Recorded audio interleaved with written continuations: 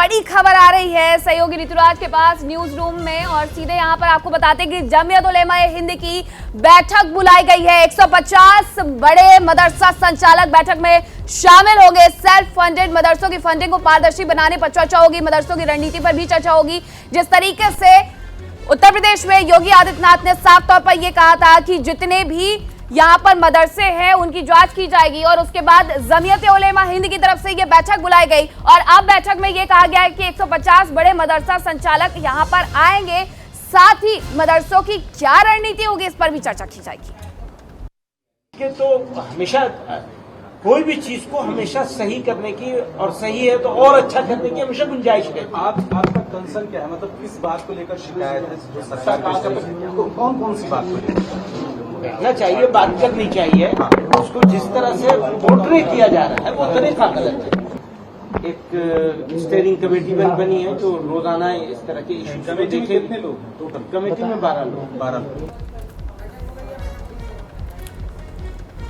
तो जमीयत उलेमा ए हिंद की ये बड़ी बैठक होने वाली है। 150 से ज्यादा जो बड़े मदरसे हैं उनकी फंडिंग को पारदर्शी बनाने की कवायद इस बैठक में की जाएगी। गौरव हमारे सहयोगी इस खबर पर बातचीत करने के लिए दिल्ली से जुड़े हुए हैं। गौरव, टाइमिंग को लेकर के क्या कहा जा सकता है, क्योंकि उत्तर प्रदेश में हम देख रहे हैं जो प्राइवेट मदरसे हैं उनकी जांच करवा रही, जांच तो नहीं लेकिन एक डेटा इकट्ठा करवा रही उत्तर प्रदेश की सरकार। ऐसे में दिल्ली में जमीयत उलेमा ए हिंद की ये बैठक, दोनों का कोई कनेक्शन है क्या उत्तर प्रदेश और दिल्ली में होने वाली बैठक का? अब बिल्कुल देखिए, बहुत बड़ा कनेक्शन है और अगर कनेक्शन नहीं रहता तो ये जो बैठक है वो राष्ट्रीय राजधानी क्षेत्र दिल्ली में नहीं होती, क्योंकि उत्तर प्रदेश में आप देखिए कि जिस तरीके से योगी सरकार लगातार मदरसों को लेकर के रोज नए नए नियम निकाल रही है। इसके अलावा मदरसों के फंडिंग को लेकर के जांच कराई जा रही है। कई मदरसों को ये तक कह दिया गया कि जो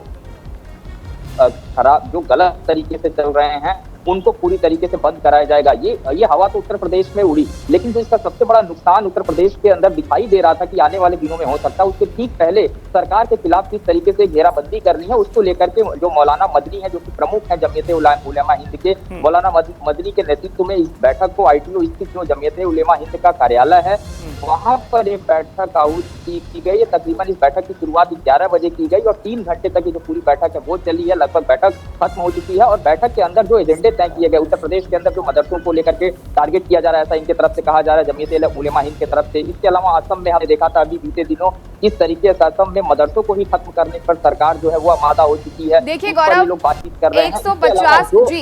150 से ज्यादा मदरसा संचालक यहाँ पर पहुंचे हुए थे। इस मीटिंग में आखिरकार पारदर्शी जो शब्द इस्तेमाल किया गया है, क्या कुछ कहना चाह रहे हैं जमीयत उलेमा हिंद के यहाँ पर जो प्रमुख है?